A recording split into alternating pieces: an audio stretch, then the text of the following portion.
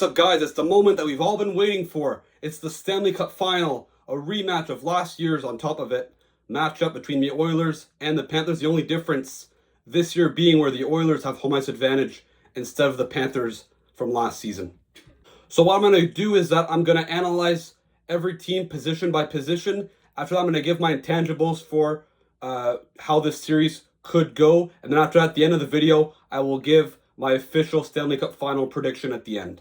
Starting things off at the forward position, obviously for the Florida Panthers, a very, very deep forward group, a balanced attack on all four lines. When you look at this, Evan Rodriguez, Alexander Barkov, Sam Reinhart, Carter Verhaeghe, Sam Bennett, Matthew Tkachuk, so a very, very good top six. And on top of it, your top nine gets completed with Eetu Luostarinen, Anton Lundell, and Brad Marchand. So an amazing top nine. And even on your fourth line, you have an identity there with Boquist, Nosek, Gadjevich, not to mention AJ Greer as well has played some games there for Florida. So Florida has an amazing forward group when it comes to their depth. Maybe not the high-end star power. As you look at their leading scorers, you can see Barkov leads the way with 17 points in 17 games. So he's the only guy that's at a point per game. Bennett, 16 in 17, but 10 goals, leading all scoring in the playoffs. Well, he's the guy with the most goals in the playoffs so far. Matthew Tkachuk, 16 and 17. Carter Verhaeghe, 14 and 17.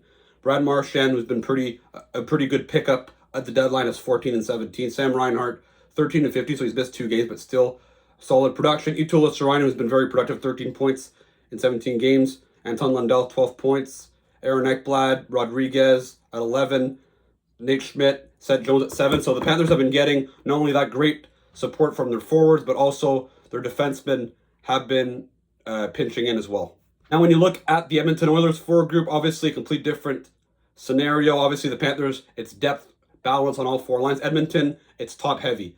Nugent Hopkins, McDavid, Corey Perry, Vander Kane, Leon Draisaitl, Kasperi Kapanen, Vasily Podkolzin, Matthias Janmark, Victor Arvidsson, Jeff Skinner, Adam Henrique, and Trent Frederick. I think this is still for an Edmonton Oilers team that's been together. McDavid, Draisaitl, Nugent Hopkins been together for 9 or 10 years. This is probably the best forward group that they've had, very deep.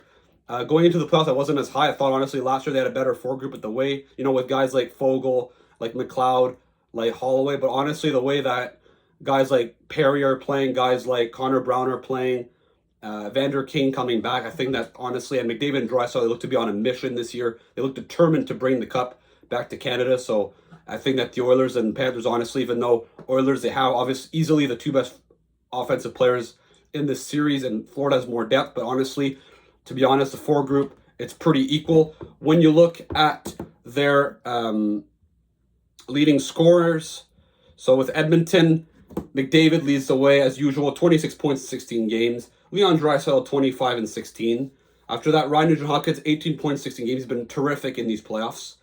Evan Bouchard as well with the famous Booch Bomb, 17 points, 16 games, but he's really played a lot better defensively during these playoffs. Vander Kane, 11 and 15. Same thing with Zach Hyman. However, Zach Hyman is set to miss the rest of the playoffs, which is a shame. But the way that the Oilers have looked in the last 2 games without him, I'm pretty confident they're going to be able to make up for his loss. Corey Perry, 10 points, 16 games. He scored some big goals. Connor Brown, 8 and 14. Adam Henriques and Connor Brown as well missed the last game. So another important forward out, and they're still able to win. Adam Henrique, Jake Wallman has been a very good add for the defense core. Podkolzin and Darnell Nurse. So obviously the Oilers really like their forward group as well. Not as balanced, but like I said, when you have McDavid and Draisaitl, it's basically unstoppable. And when you look at each team's defense core, starting with the Florida Panthers, Gustav Forsling, Aaron Ekblad as your top pair. Nico Mikkola, Seth Jones, who's been a terrific acquisition, and Mikkola's been a revelation so far in these playoffs for Florida. He's looked really good. Nate Schmidt, Dmitry Kulikov, so a very, very good top 6 defense core. And obviously they've been getting contribution from everyone. There's no defenseman that necessarily has been dominating offensively. Their leading scoring from their defense core is Aaron Ekblad with 11 points in 13 games, which is very, very good. But they've been getting good contribution from Nate Schmidt, from Seth Jones, from Forsling. It's been balanced, been coming from everywhere. So from Mikkola, who scored 3 goals in these playoffs, which is pretty impressive. And when you look at the Edmonton Oilers defense core, Matthias Ekholm, who just came back, is a huge add for this team. So they lose Hyman. They lose Hyman. Brown's probably going to be coming back for this final, but they lose Hyman, who's a key forward, but they're able to replace him some way by getting Matthias Ekholm, who's their best defenseman. And even without Ekholm, even Bouchard's been playing terrific hockey. He's really stabilized his defensive game. Darnell Nurse, Brett Kulak. Darnell Nurse has played very well in these playoffs. Jake Wallman was really stabilized their defense core, adding another element in transition. And John Klingberg, even though he's been known as a defensive liability over the last few years, he's playing simple. He's playing, low risk hockey, and he's a good puck mover. So I think it's been a good fit on the Edmonton Oilers. Overall, I do think that the Florida Panthers have the advantage from their defense core. Obviously, Bouchard is by far the best offensive defenseman between the two teams. However, I think Florida is better built, more big physical defensemen. But at the end of the day, the Oilers is a fast-paced game. The Panthers is more of a physical, grind-you-out game. So both their defense cores fit well for what both teams are trying to accomplish in this Stanley Cup Final series. Now, when you look at the goaltending for both teams, in Edmonton's case, it's been a rotation. At the end of the playoffs, it was Stuart Skinner. He did not do the job in Game 1 and 2 against the LA Kings. They took him out. They put in Calvin Pickard. He played very well. I think he won 6 straight games, and then he got injured. Then they brought back Skinner. He's been terrific. He's had, after having some catastrophic performances in Game 1 and 2 against the Kings, and also in Game 3, I believe it was, where he came in against Vegas. He had a relatively tough game, allowing a goal with a second left in the third period. But he's really bounced back. You see, he has a .904 save percentage, 2.53 goals against average, which is pretty good considering, like I said, it was disastrous to start. And Calvin Pickard has also done the job, even though his save percentage doesn't look that good. When you're playing behind a team like the Edmonton Oilers, you don't need elite goaltending, you just need some solid goaltending, and that's exactly what the Oilers have been getting. When you look at the Florida Panthers, it hasn't been a rotation. It's been one guy all the way. It's been Sergei Bobrovsky, who's played very, very well. A bit inconsistent from game to game. Some games he allows some pretty darn bad goals. However, he's able to make the big saves at the big moment, keeping the team in it and giving them a chance to win every game. He's been, once again, for a third consecutive year. It's crazy because when they signed him, the first few years he was looking like a terrible contract, but he's really bounced back over the last 2-3 years.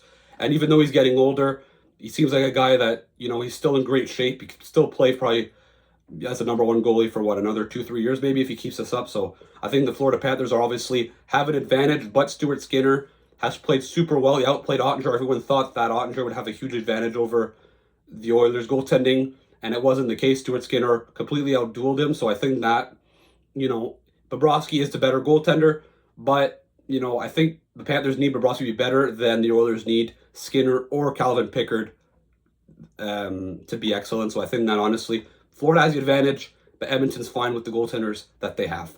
So now what's the game plan for each team in this matchup? For me, with Florida, obviously, it's simple. It's the same way they've been playing all year. It's the same way they've been playing since Paul Maurice has been there.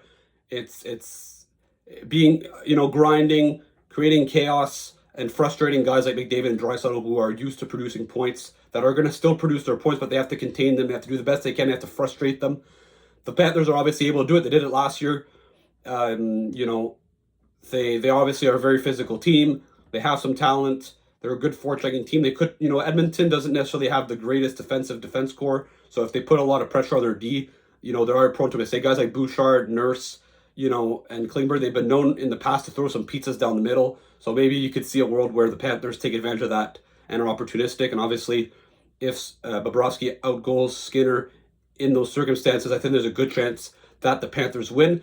In Edmonton's case, obviously, number one, do not go down 3-0 in the final. Luckily this year, unlike last year where they started the first 2 games in Sunrise, this time they start the 2 games at Edmonton. So maybe that'll give them an advantage. I think that the Oilers obviously are a much more talented team, a lot faster than the Florida Panthers. They have some gritty players as well, Kane, Perry, so they are capable of playing physical. But the way that McDavid and Draisaitl have carried this team on their back, yet that the Oilers have had a great supporting cast this year, but these guys are on a mission. It's going to be tough to beat. I think this is going to be a hell of a series. I think this is going to go 7.